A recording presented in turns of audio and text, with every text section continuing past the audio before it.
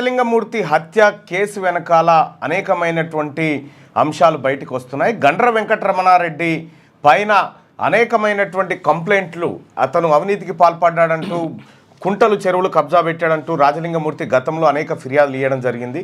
ఈ నేపథ్యంలో BRS party హయాంలోనే రాజలింగమూర్తి పైన 18 కేసులు బీఆర్ఎస్ పార్టీ నాయకులు నమోదు చేయించగా అందులో ఒకసారి పీడీ యాక్ట్ కూడా పెట్టి 1 ఇయర్ పాటు జైల్లో కూడా బంధించడం జరిగింది. ఆ తర్వాత కూడా రాజలింగమూర్తి అవినీతి పరుల గుండెల్లో నిద్రపోతూ ఎప్పటికప్పుడు రైట్ టు ఇన్ఫర్మేషన్ యాక్ట్లో సమాచారం తెప్పించుకుంటూ కలెక్టర్లకు ఫిర్యాదు చేస్తూ ఇలా పోవడంతో అక్కడ రాజలింగమూర్తి బీఆర్ఎస్ పార్టీ నాయకులకు ప్రధానంగా గండ్ర వెంకటరమణారెడ్డికి ఈ హత్యతో సంబంధం ఉందనేటువంటి ఆరోపణలు బాగా వినిపిస్తూ ఉన్నాయి.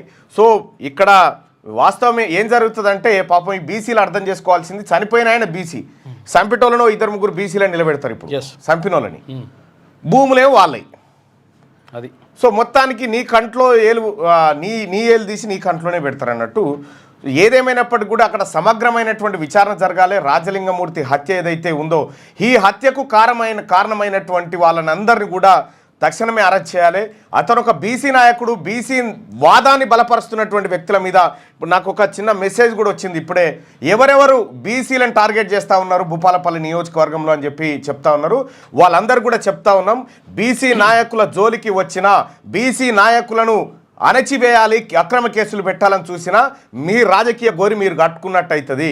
అది మేము క్లియర్గా చెప్పదలుచుకున్నాం. ఇక రాజలింగమూర్తి హత్యను ఏదైతే జరిగిందో ఆ హత్యని సిబిఐతో ఎంక్వైరీ చేయించాల్సినటువంటి అవసరం ఉంది.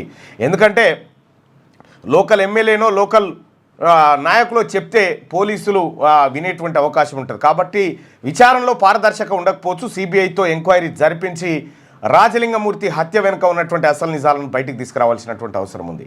దీన్ని తీర్మార్మలనగా ఆ హత్యను ఖండిస్తూ హత్యకు కారకులైనటువంటి ప్రతి ఒక్కరిని ప్రాథమికంగా ఇప్పుడు ఎవరెవరిపై అయితే ఆరోపణలు ఉన్నాయో వాళ్ళందరినీ విచారణ చేయాలి. దీని వెనకాల కేసీఆర్ ఉన్నాడా, హరీష్ రావు ఉన్నాడా, గండ్ర వెంకటరమణారెడ్డి ఉన్నాడా, లేకపోతే ఇప్పుడున్నటువంటి నాయకులు ఎవరన్నా ఉన్నారా, వీటిని కూడా ఎంక్వైరీ చేయాల్సినటువంటి అవసరం ఎంతైనా ఉంది. రాజలింగమూర్తి హత్య ఇది ముమ్మాటికి కుట్రతో కూడినటువంటి హత్య అనేది అందరికి అర్థమవుతూనే ఉంది. సో ఇట్లా భూపాలపల్లిలో ఒక బీసీ నాయకుడి హత్యని మొత్తానికి పొట్టన పెట్టుకున్నారు. సో దాంట్లో ఎవరున్నా కూడా వదిలిపెట్టే ప్రసక్తే లేదు. ఖచ్చితంగా వాళ్ళకు శిక్ష పడాల్సిందే.